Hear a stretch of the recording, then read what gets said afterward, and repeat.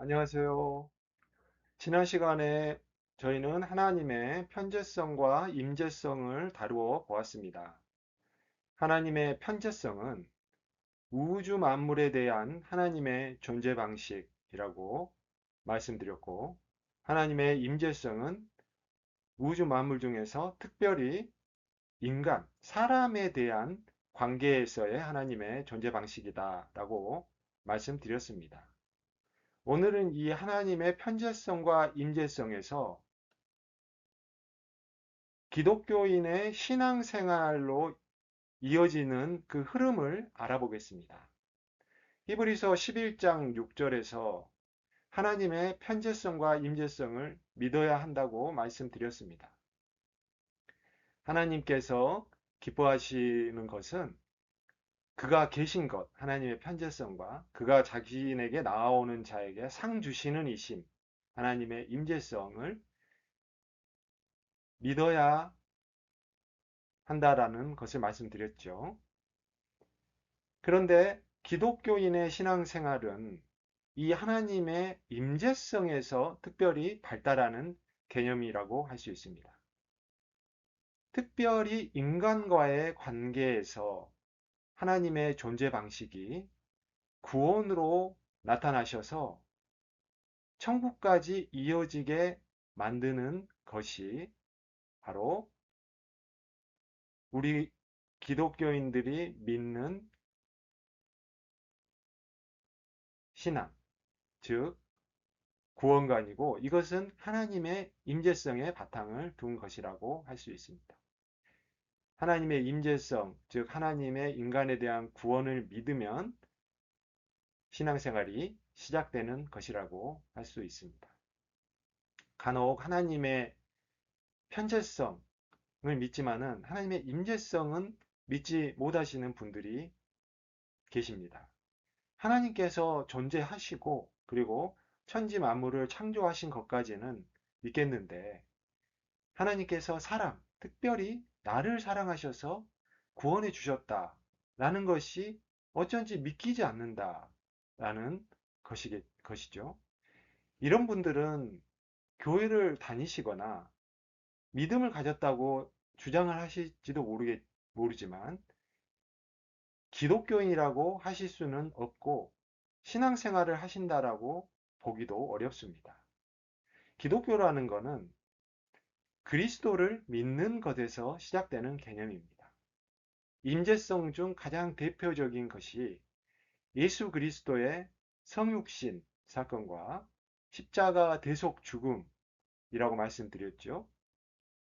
그리고 구원의 완성은 그 이어지는 부활 승천까지를 믿는 것입니다.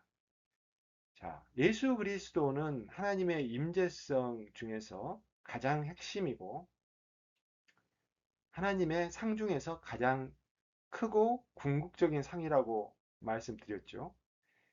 그래서 예수 그리스도가 빠지면 아무것도 아닌 것이 바로 기독교 신앙생활입니다. 기독이라는 말 자체가 그리스도를 한자로 음차한 것이라는 것을 여러분도 아실 것입니다.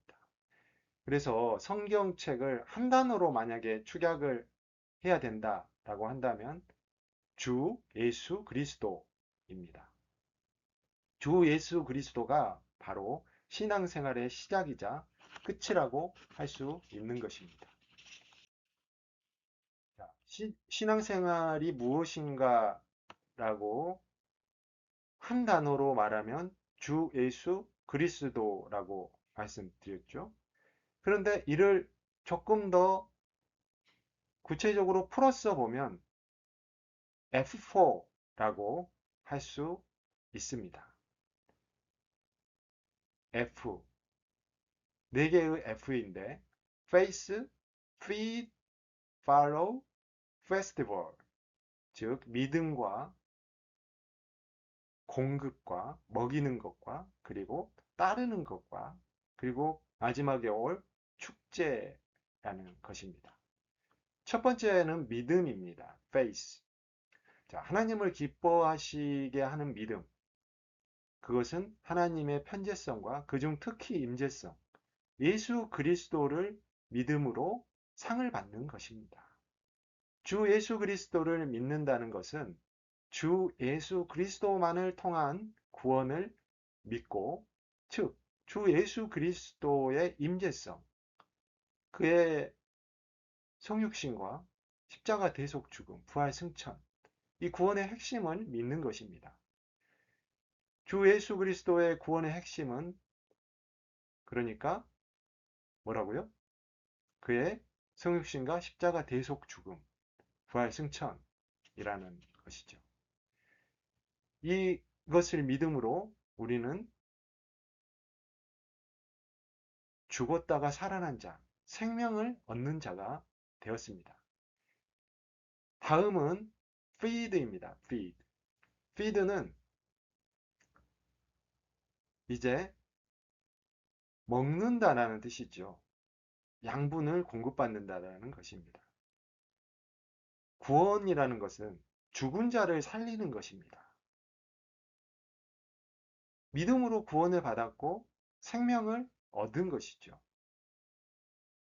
그런데 이제 구원은 얻었는데 이미 부활하신 예수 그리스도의 몸은 승천으로 인해서 더 이상 우리 곁에 보이지를 않습니다. 눈에 보이지 않는 예수 그리스도를 믿기 위해서 우리가 예수 그리스도로부터 그 생명을 얻었으니까 그로부터 양분을 얻어야지 생명을 유지할 수가 있는데, 그런데 이 생명의 근원신 예수 그리스도가 우리 곁에 계시지 않으니까, 물론 편재성 중 초월과 내재라는 것을 믿으면 우리는 믿음으로 예수 그리스도가 옆에 계시는 것을 고백할 수는 있지요. 그러나 실제는 보이지 않으시는데, 그런데 이 보이지 않는 주 예수 그리스도와 연결되는 유일한 통로가 성경의 말씀입니다. 이 통로인 성경의 말씀을 통해서만 우리가 양분을 공급받을 수가 있습니다. 그리고 이 성경의 말씀을 우리에게 깨우치고 가르쳐 주시는 분이 바로 성령님이신 것이죠. 이것이 feed입니다. 우리가 이제 공급을 받는 입장이 되니까 feed의 과거분사인 fed라고 볼 수도 있겠죠.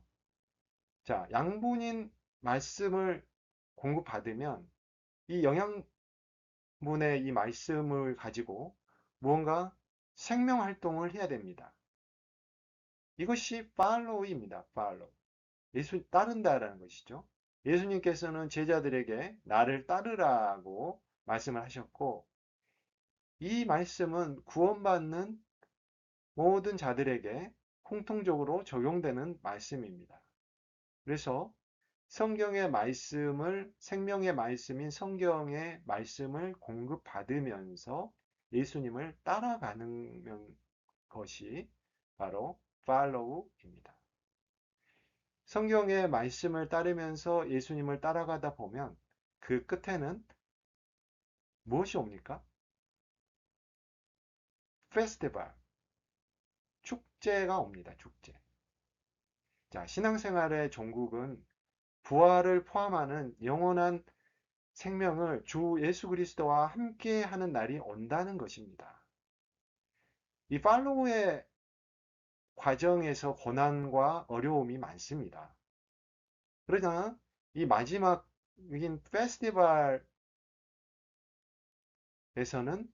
주 예수 그리스도와 함께하는 영광만이 남습니다.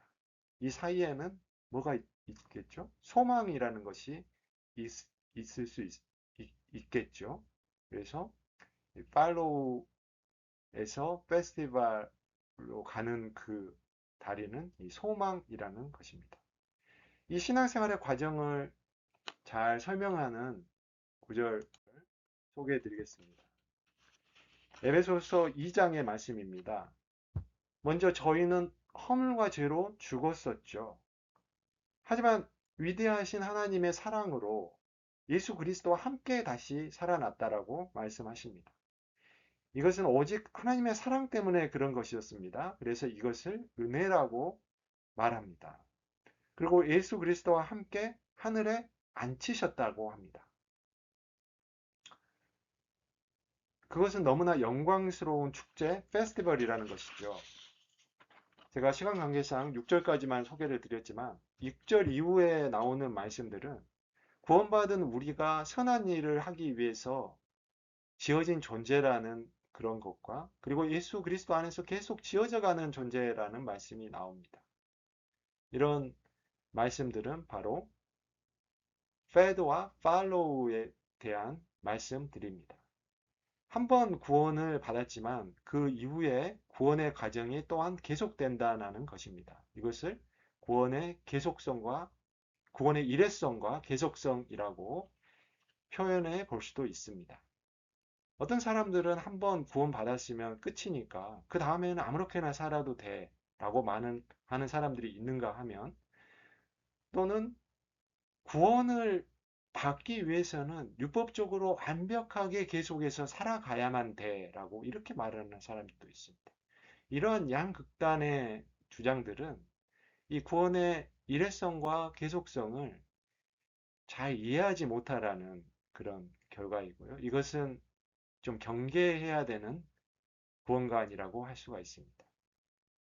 구원은 한 번으로 믿음으로 받지만 그러나 그 이후에도 구원의 삶을 계속해서 살아가야 된다는 그것은 서로 상호 보완적이고 서로 교통합니다.